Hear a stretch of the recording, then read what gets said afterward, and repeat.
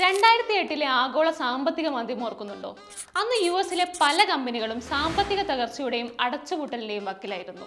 പലരും എടുത്ത കടം തിരിച്ചടയ്ക്കാനാവാതെ പാപ്പരാകുന്ന അവസ്ഥയിലായിരുന്നു. ഈ സമയത്ത് US ഗവൺമെന്റാണ് ഈ കമ്പനികൾക്ക് പണം നൽകി സഹായിച്ച് അവരെ സാമ്പത്തികമായി സംരക്ഷിച്ചത്. ഇങ്ങനെ ഒരു കമ്പനിയോ വ്യക്തിയോ അല്ലെങ്കിൽ ഒരു ഗവൺമെന്റോ മറ്റൊരു കമ്പനിയെയോ അല്ലെ രാജ്യത്തെയോ സാമ്പത്തികമായി സംരക്ഷിക്കുന്നതിനെയാണ് ബെയിൽ ഔട്ട് എന്ന് പറയുന്നത്. ഇനി നിങ്ങൾക്കൊരു സംശയമുണ്ടാവും, എന്തിനാണ് ഗവൺമെന്റ് ഇങ്ങനെ മറ്റൊരു കമ്പനിക്ക് പണം നൽകി അവരെ സംരക്ഷിക്കുന്നത്?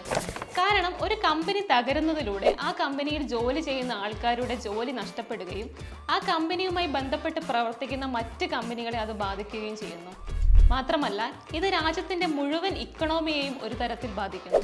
ബെയിൽ ഔട്ടിലൂടെ കമ്പനിക്ക് അവരുടെ ബിസിനസ് തുടരാൻ സാധിക്കുന്നു. പണമായോ ലോണായോ ആണ് സാമ്പത്തിക സഹായം നൽകാറ്.